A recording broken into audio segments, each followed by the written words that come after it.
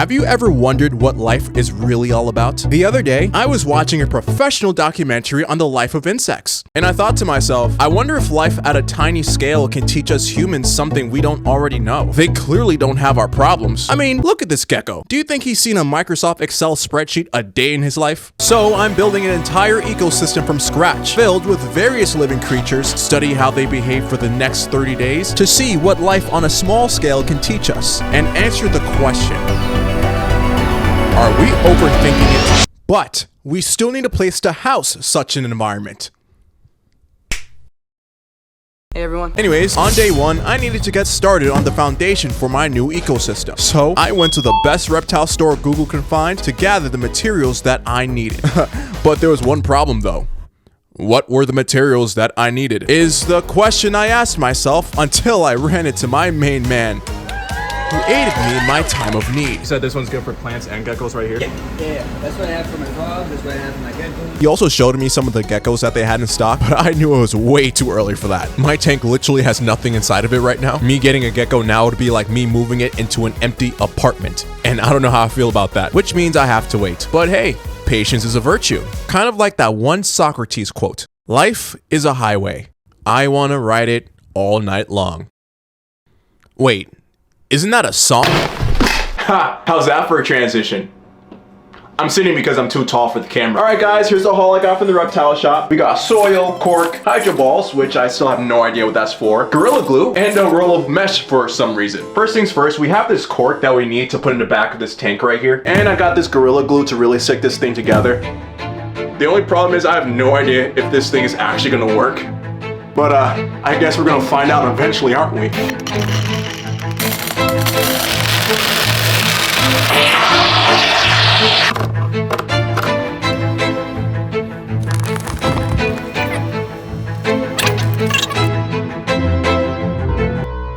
We're finally done with the foundation, and I think it turned out pretty well. Slow progress is still progress, guys. Remember that. The only problem is, though, if you were to look at any ecosystem online, you'd see a whole bunch of luscious green colors, and as you can see, our ecosystem is more brown, black, and white than it is green right now, which means it's the perfect time to add our very first living organism in our ecosystem. I'm thinking maybe moss and insects, but where the heck am I gonna get moss and insects from? A pet store.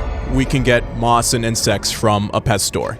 I guess that makes sense. This seems like a day 2 activity anyways. Remember, our goal for the next month is to study how life on a small scale can teach us something about our own lives on a much bigger scale. And it would be kind of hard to do that without, you know, a life to study. So I figured a very small mom and pop $1.3 billion pet company would have just what we need. So as I entered the Petco, I searched around. I saw some fish, saw some birds, saw a reenactment of the Jake Paul versus Mike Tyson fight, you know, without the lag. And I eventually stumbled upon the moss, which checks off the first thing that we need, which only leaves one thing left, our family of insects. So I turned the corner, bought the insects, and went home to add them to my ecosystem. Is what I would say if that's actually what happened. That's right, I lied. Ha! You thought I was gonna buy this from Petco? I already showed you their valuation last year. They don't need more of my money. One thing I did not mention earlier was before I landed on Petco, I called every local pet and terrarium store in my area. And would you believe it? Not a single one had what I was looking for. However, if not for my earlier search, I wouldn't have gotten a call back from the man who's gonna help me put this thing together. He also brought his dog here named Shaggy. Isn't he just adorable? On day 3, I met up with Jose, a solo business owner here in New York for ecosystems and reptiles. If you look at his Instagram page, it's clear that he's an expert at it, which is great news because I'm not. So I bought the rest of my living organisms from him, and he walked me through exactly how to set everything up. First things first, I want this to look green and beautiful. So I put the moss down to fill out the spaces. He also gave me this plant called a Swiss plant. Huh. I wonder why they call it that. Apparently these things grow really fast, so it'd be interesting to see how this thing grows over the next 30 days. He also threw in a stick, which is, you know, a stick, pretty straightforward. But nah, as for when I eventually get a gecko, they would have something additional to climb onto, which is actually really cool. And finally, the moment we've been waiting for, our first living organism. I could have gone with anything, but I decided to go with Isopods are the recyclers of the ecosystem. They basically go over decaying dead animal material and plant matter. It becomes rich soil that can be reintroduced into the environment. how do they behave in a tiny ecosystem with other organisms? At first, what you're going to see is an explosion in population between species. One will be more dominant than the other. However, as time passes, you're going to see that they kind of balance out. I think you'll learn that in a tiny vivarium and ecosystem, that everything helps everything. Hey guys, after 3 days of hard work, our ecosystem is finally an ecosystem. In a sense that there's actually living things inside of it right now. We got the stick, we got the plant, we got the soil, we got the cork, we got the moss, and we got the isopod. Nevertheless, we have a good foundation for the next 27 days to study how life operates within our tiny controlled ecosystem. And I am very excited to see what we can learn from this for the rest of the month. But throughout the month, I will continually add new living organisms every single so often to see how they interact with each other. So, let's see what we can learn, shall we?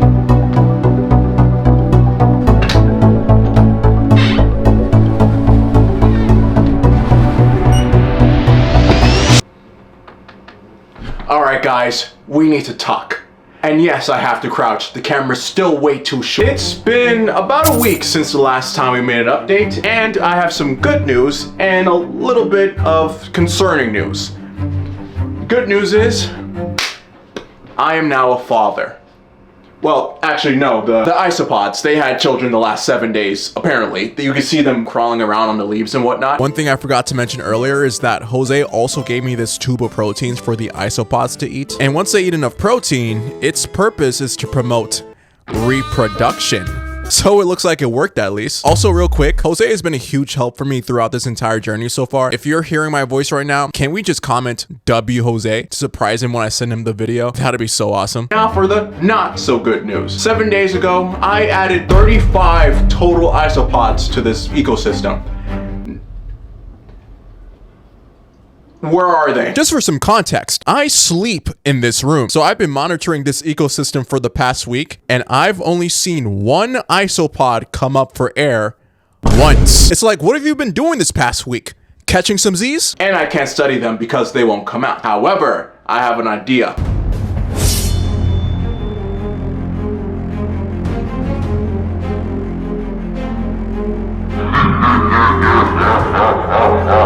It's not about food. It's about keeping those ants in line. You let one ant stand up to us, then they all might stand up. If I can't get them out, I'm gonna scare them out. If movies taught me anything, is that you need just a tiny bit of fear to bring life and motivation back into an environment. In order to do that, I'm going to need a... Predators, in your case, I would start adding them. For the organisms to have balance, you have to think about the nitty-gritty of it and what's going to eat what and how is this going to affect what's already alive.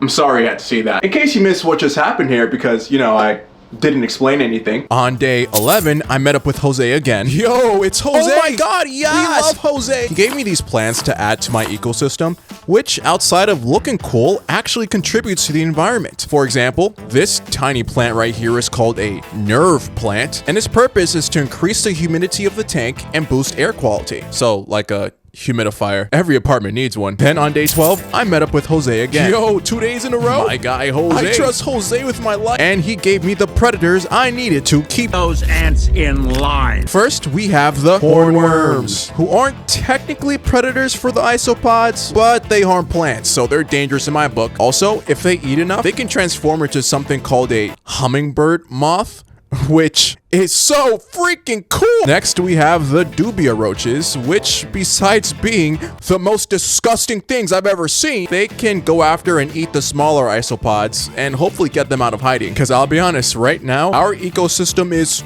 way too safe. Life without challenges ain't a life worth living, or, you know, whatever that Cars movie said. And finally, if I had to picture a social hierarchy of our ecosystem right now, this next predator will be at the very top. Dare I say, the commander-in-chief of this entire operation. Behold, our apex predator.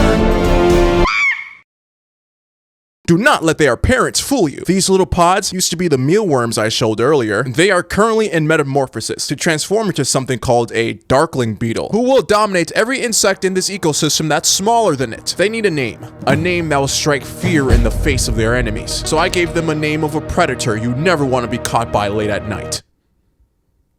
Sean Combs. Nevertheless, they're mid-transformation and defenseless, so my goal is to protect them long enough until they're ready. Hopefully nothing bad happens to them until then. Day 13, I began to study how the predators and new organisms were behaving in their new environment. You can tell I'm taking it serious because I have glasses on now. First thing I noticed were that the hornworms, instead of fighting the other insects, they were fighting each other. I don't know if they were just playing or they're actually territorial, but hey, I guess in life, people will always fight amongst their own kind, no matter what the species. Well, it looks like my evil plan is beginning to work, because not even a few hours later, some isopods finally began to come out of hiding. Yes, sir. No more sleeping on the job. Time to get your butt in gear. I don't know if these insects have a concept of what day and night are, or, you know, if they even freaking sleep. So I decided to get a time lapse going throughout the night to see if I can catch anything interesting. I also cut a slice of sweet bell pepper for them to eat, and to use it as a measurement for the passage of time.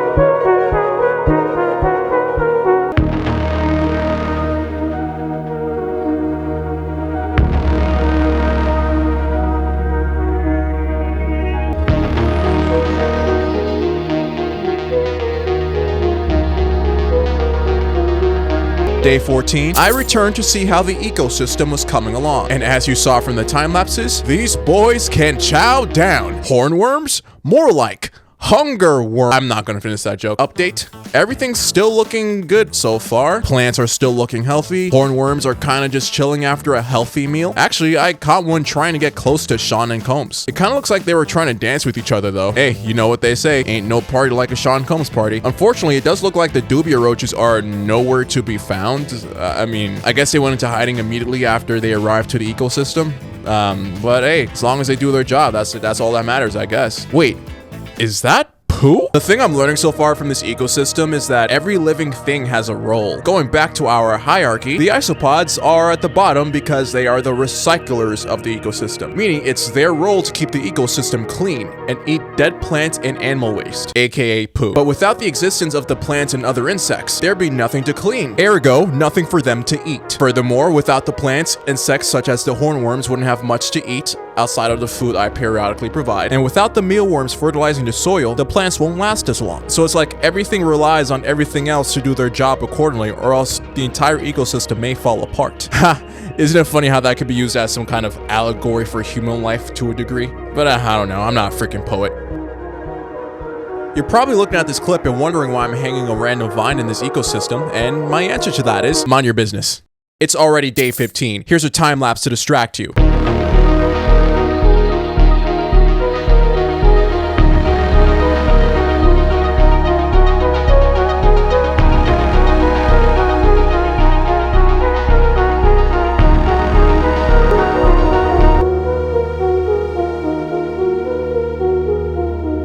Alright, time lapse done. On day 16, I gave Jerry some water to drink. He's a thirsty little guy. I put him back in the ecosystem and watched him explore around for a bit.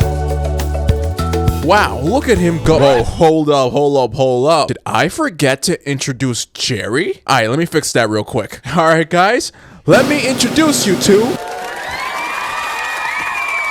which is why I added the vine, by the way. And of course, I got him from Jose. Not to be biased, but this is by far the best addition we've added to our ecosystem.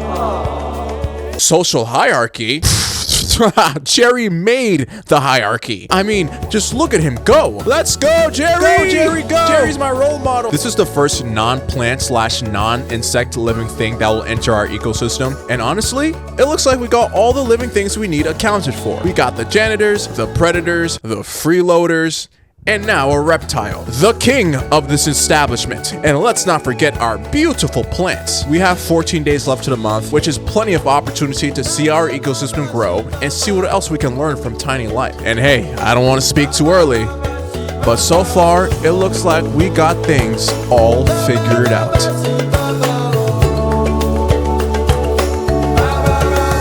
Is what I would be saying if we didn't run into a huge problem. It's just that on day 21, I found out that my ecosystem is dying.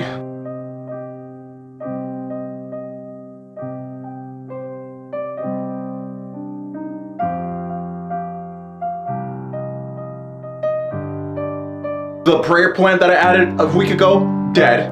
The nerf plant, deceased. Swiss plant, it's still there, but it lost a lot of leaves for sure. I lost Sean. He's nowhere to be found. I don't know if he's somewhere trapped somewhere, but all we have is combs left. I mean, sun protector I am. I clearly failed that mission, and that's not even the worst part. I've added 5 hornworms to this ecosystem, and I think they're all dead. Amazing grace, how sweet the sound. Jerry's okay, thank God, really. I'm actually kind of bummed out. I expected this ecosystem to be live and flourishing by now, but it's going the opposite direction. I don't understand. I gave them water, proper sunlight. I threw in a couple like apple slices in there, you know, some food scraps that I know they can eat. I texted Jose about the issue I'm having, and he has a theory. In a well-established ecosystem, it's difficult to introduce new animals that already have their niche met. He's saying that the stress of a new environment, they couldn't acclimate to it properly. So I do have an idea. This isn't the end of our story. This ecosystem will thrive and live again. But before we get into that, first things first, I think I need to clean out this ecosystem out of respect for the what we lost today. Alright guys, today's quest is to bring this ecosystem back to life. And although we can't bring back what we've lost, I've gathered a few new things that will elevate the needs of everyone already in this ecosystem and adding new life that I know will survive this climate.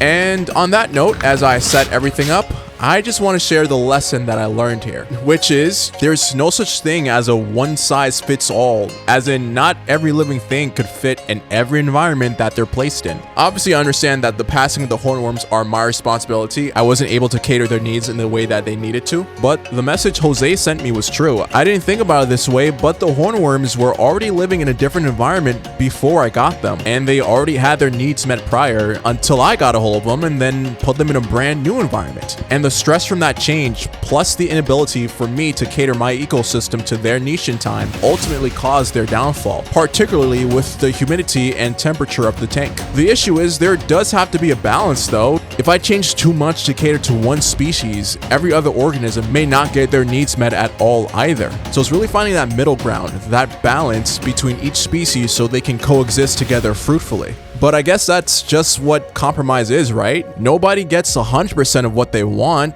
but as a collective, we all get what we need to move forward together. And I know for a fact us humans have to deal with that way more than we want to admit. But hey, balance is key, right?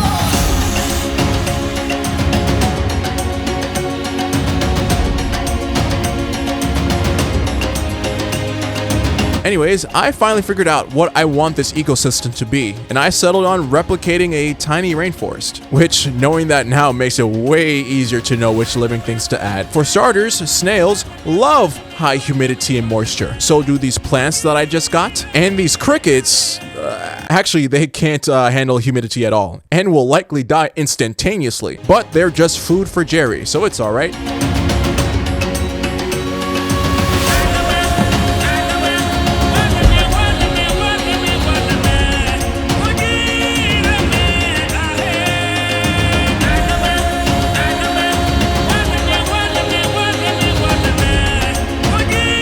So the purpose of this video is that for the next 30 days, I want to study life. Do you think I can learn something about life and its purpose by studying how they live for the next 30 days? Actually, I think that's a great question. I recommend you read Nature's Hope. It's a great book based off exactly the question you just asked me. I think you'll learn that in a tiny vivarium and ecosystem, that everything helps everything in some way or shape or form, and that nothing is individual. We people shouldn't view ourselves as individual from the rest of the world. As you watch this terrarium grow, just keep in mind the harmony, the balance that goes into it. You know, it's not something that's random. It's precise. It's needed, because or else the whole thing just crashes. You'll see one thing die, and then it's gonna affect every single thing that's in the tank as well.